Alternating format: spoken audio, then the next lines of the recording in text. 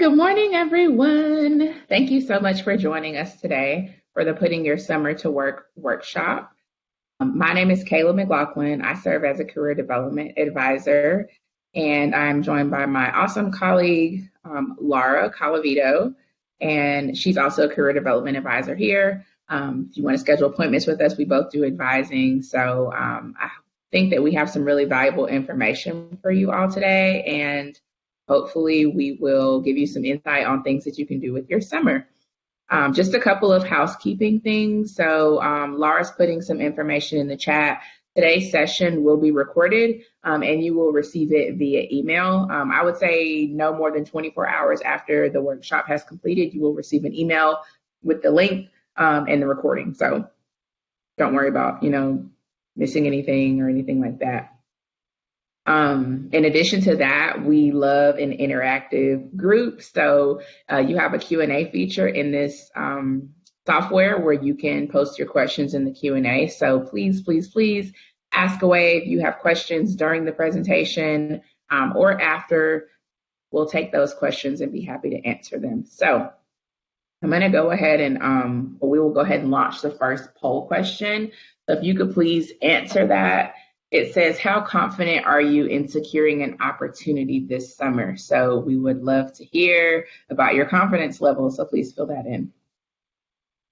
While you're doing that, I will go ahead and go through the topics. So number one, you'll learn how to evaluate your options. We're going to cover that, how to get involved, independent professional development, how to build your network and job searching skills, and lastly, translating those experiences, okay? So how's the poll question coming, Laura? We're getting a few more votes coming in. We've got about 10% are very confident, about 50% are somewhat confident, and about 40% not confident at all. Okay. All right. Well, hopefully we'll build that confidence level. Yes. All right. So... All right, so how can you spend your time? So definitely look for work in traditional summer or campus jobs. All experience is valuable experience, especially when you don't have a lot of it. So that's why we want to encourage you to do something with your summer. So don't be discouraged by just having a traditional job or maybe even a job on campus. You can still learn a lot of skills in those jobs, like teamwork and things like that. Even leadership skills, that you can use. So definitely look for work in a traditional setting. Focus on skill development through a number of platforms or even an entrepreneurial venture. So like maybe you're interested in starting your own business, right? Or a side hustle. Don't be afraid to utilize your time during the summer to do that as well. Build skills and experience through engaging in a volunteer effort with the school or community organization. We're going to talk to you about some resources where you can sort of seek out volunteer and service opportunities later in this presentation. So there's a lot of value in volunteer work as well. There are a lot of skills that you can build through that type of work. So again, don't be discouraged to volunteer. Of course, I know ideally we all want to get paid for our work, but there are a lot of organizations that just can't really afford to pay their staff and are looking for volunteers. And I think you get a lot of fulfillment from service. I know that I do. I love volunteering. Next, take a class, right? You could take a class during the summer. You could take a class on, LinkedIn Learning or through a ton of different other platforms. Coursera is a really good resource as well. So do some professional development and do some skill building.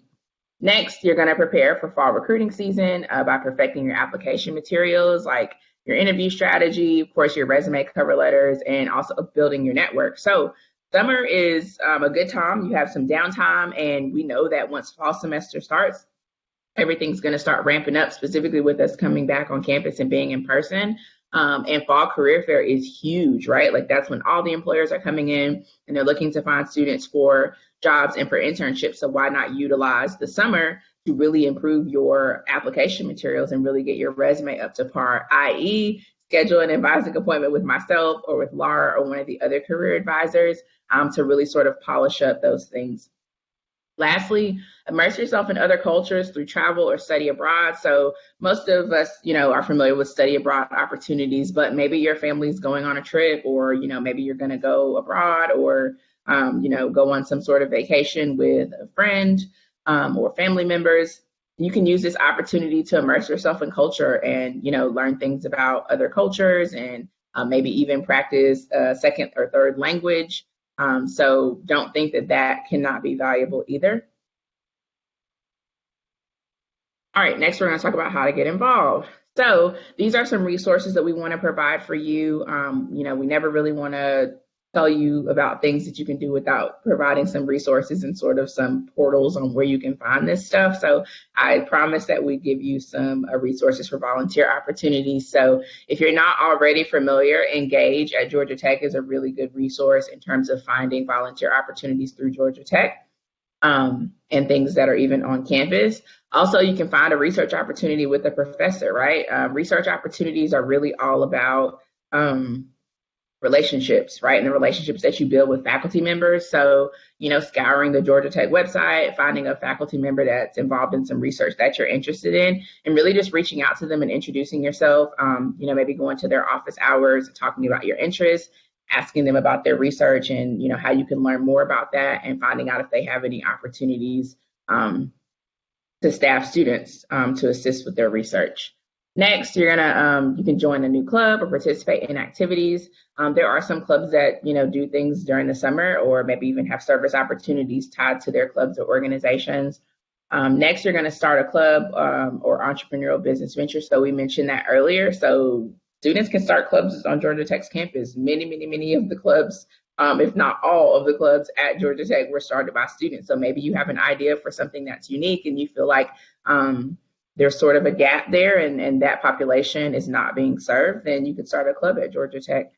And then also entrepreneurial business ventures. So again, if there's something that you're interested in, or a way that you think you can make money, and you want to start your own business, don't be afraid to do that. Summer is a great time to take opportunity to do that and take the time to do that. Manage your website or social media.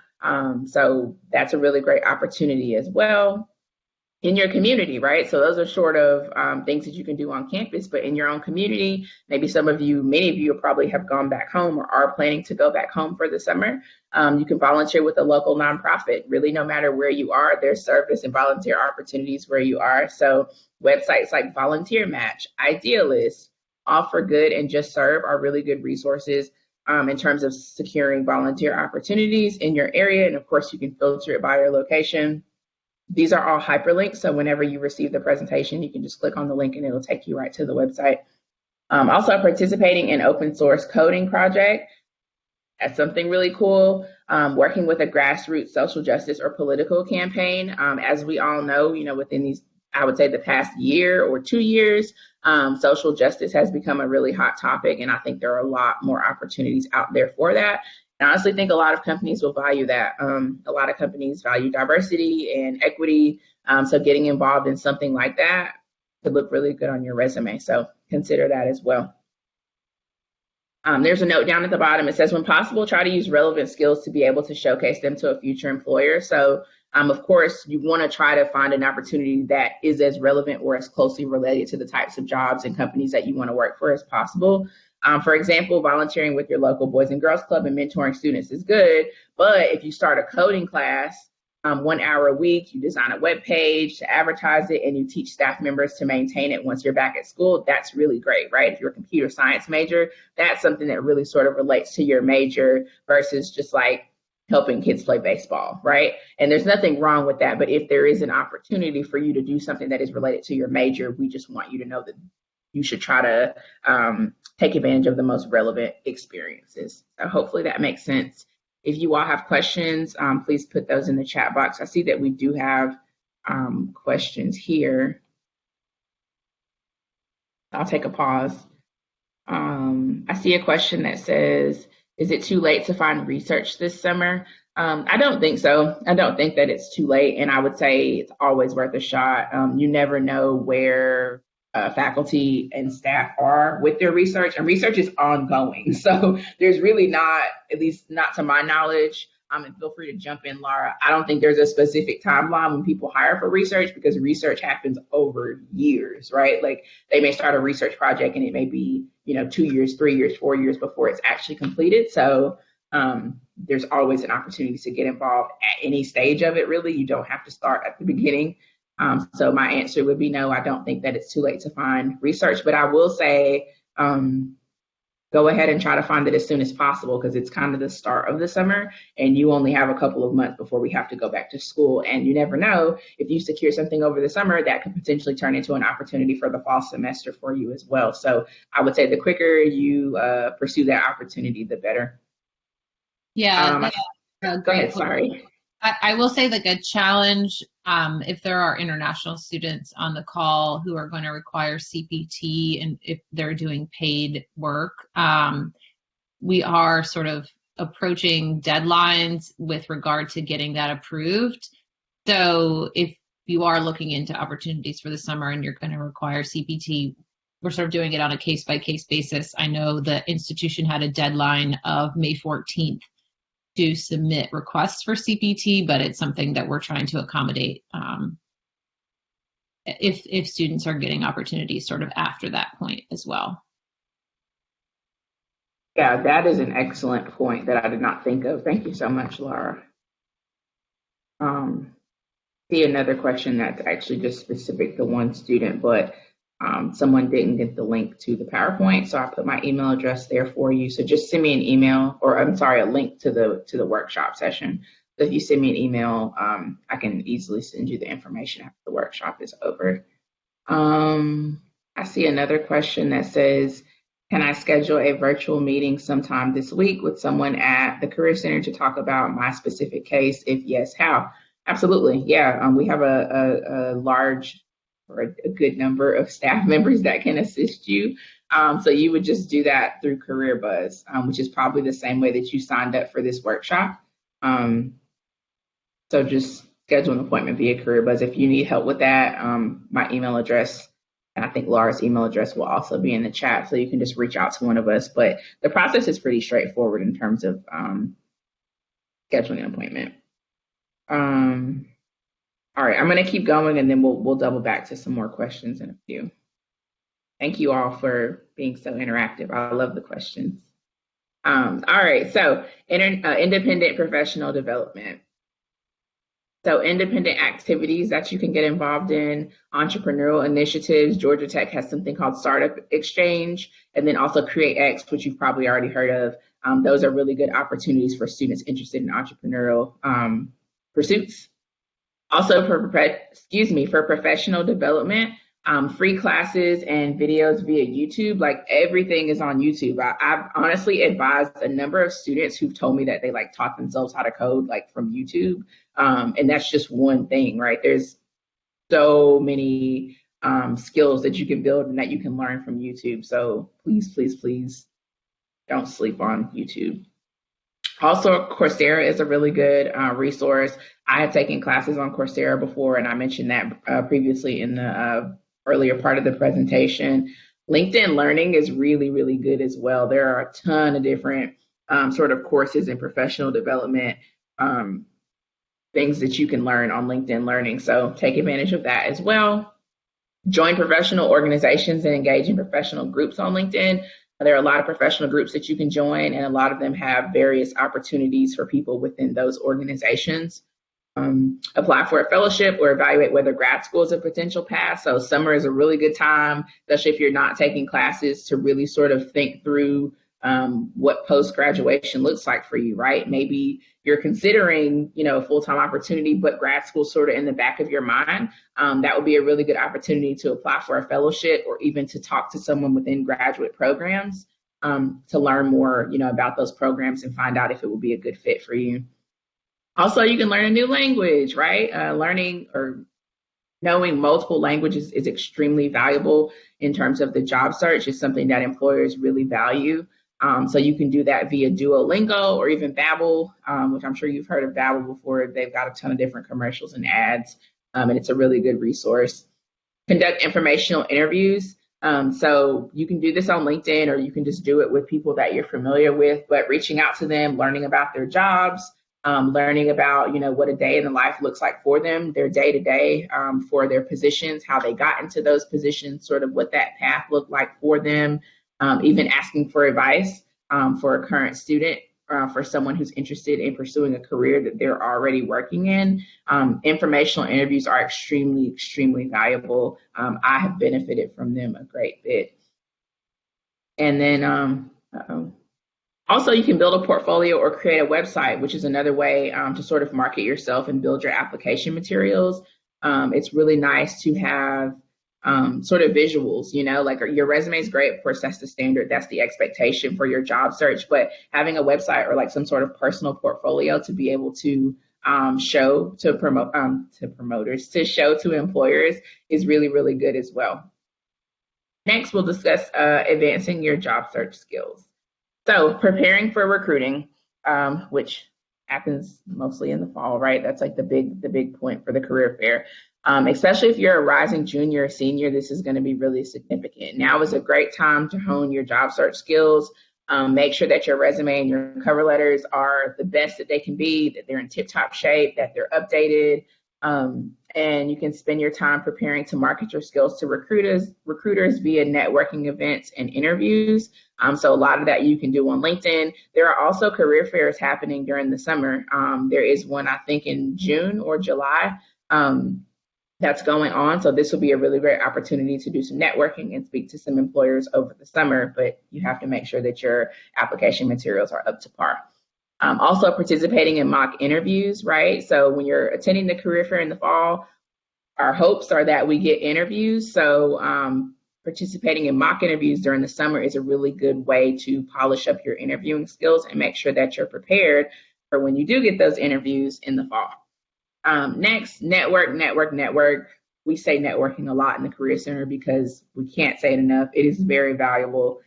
Use this time to devote your energy to getting organized around building your network and meaningful relationships. So, seeking out people on LinkedIn or in your community or even in your family who are working in the fields that you're interested in or who are involved in things that you want to get involved in.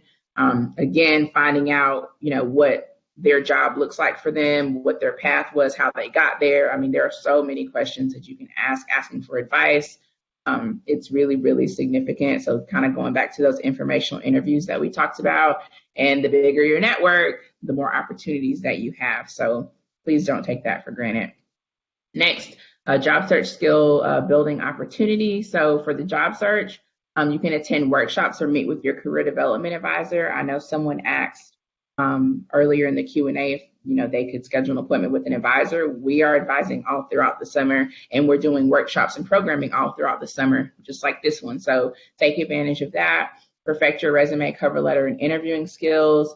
Build your network of friends, family, alumni, specifically Georgia Tech alumni, and utilizing LinkedIn for that. And include a link to a networking presentation. We're actually going to send you that in the email that you get. So that's a reminder for us. So we do have a really good presentation about networking, and we will put that link in the email that you get after this presentation. So please take a look at that when you get the email.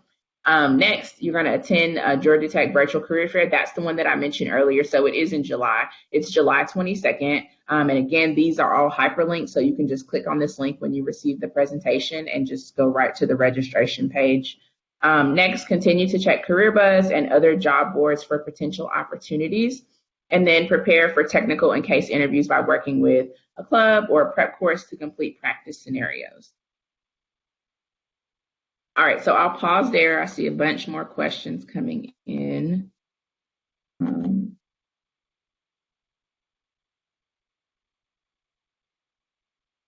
How can we schedule an appointment for checking, commenting on resumes? You will do that via CareerBuzz. All appointments are made through CareerBuzz. Most of you probably signed up for this workshop via CareerBuzz, so you schedule an appointment the same way. You just sign into CareerBuzz. I believe it's in the bottom right-hand corner. It says something about like meet with an advisor or schedule an appointment with an advisor. I think it's under quick links. But again, if you have issues and you just absolutely can't figure out how to do it, feel free to email me or Laura, and we'll be happy to help.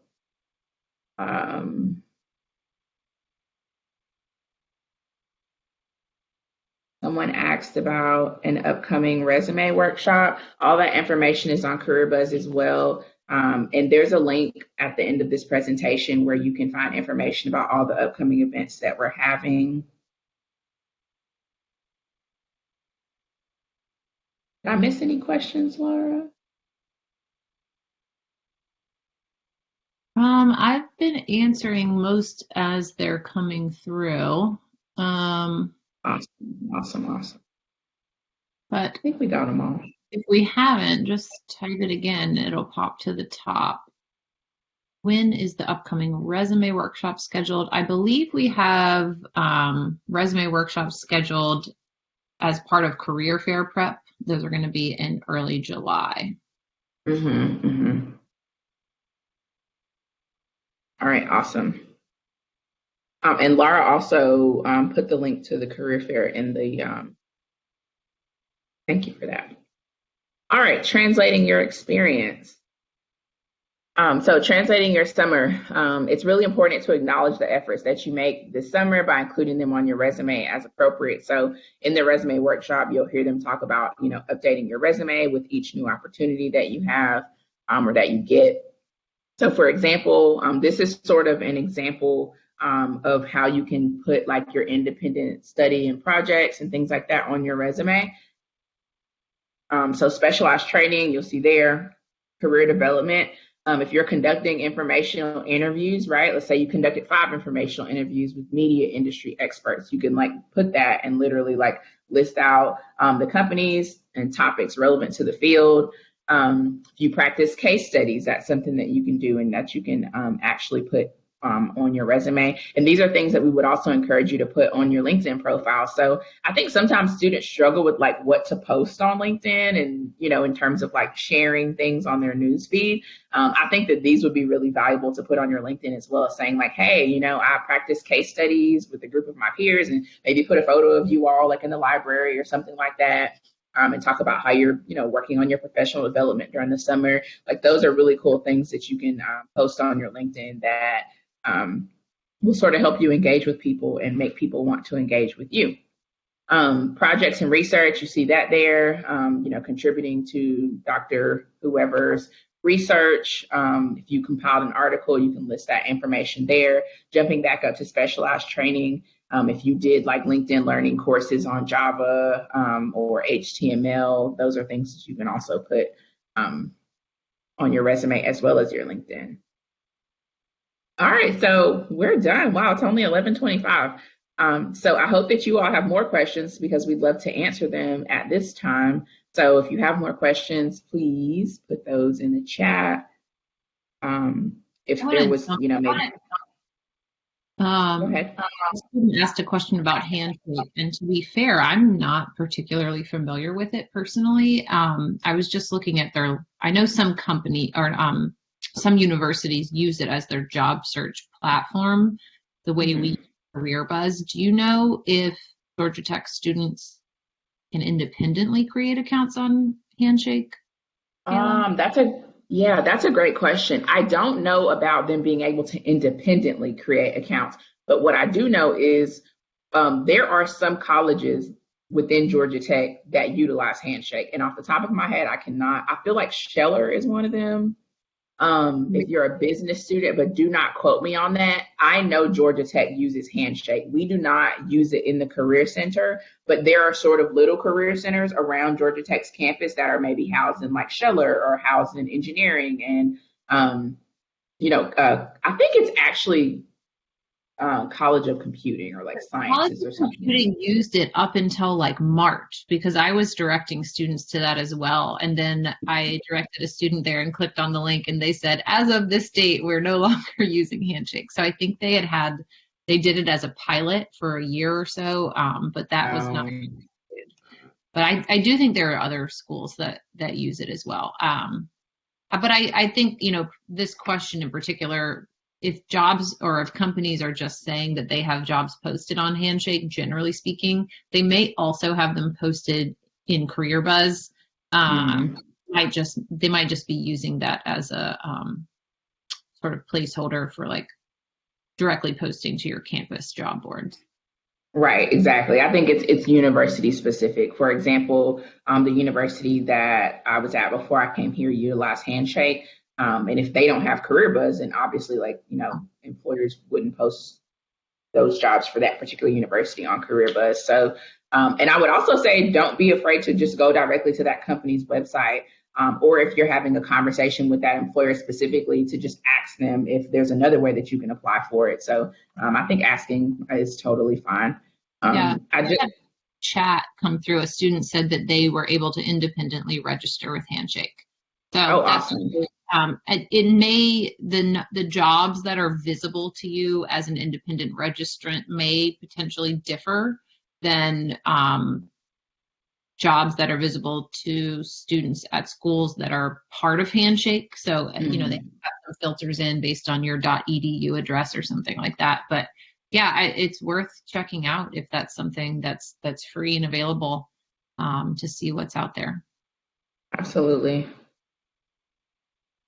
Right. Do you see this question here, Kayla? Do you want to address that? Do you want me to?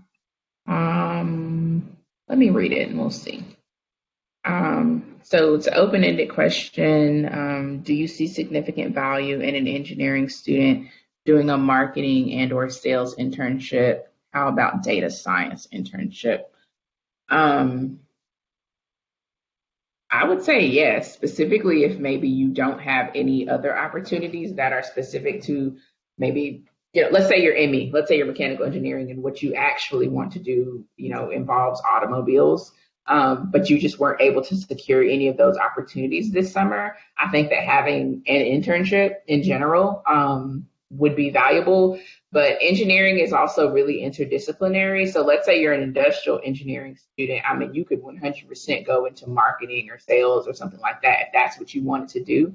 So if this is something that interests you and some skills that you would like to build, I think that it would be worth the opportunity. Now, if you're not interested in it at all and what you really, really want is something for like, again, the automobile industry or something like that, then I think you should sort of focus your scope. But if you're like, yeah, I think I might be interested in gaining some skills in that, then I think there's nothing wrong with it. And for data science, for sure, I definitely think that that could be valuable.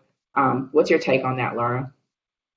Yeah, I agree. I mean, I think uh, you don't want to spend time in something that you're not interested in, but at the same point, any experience is good experience, and you never know what might resonate to you. So if you're interested and eager to sort of take that on, even if it's not what you had initially planned, give it a shot, see how it goes.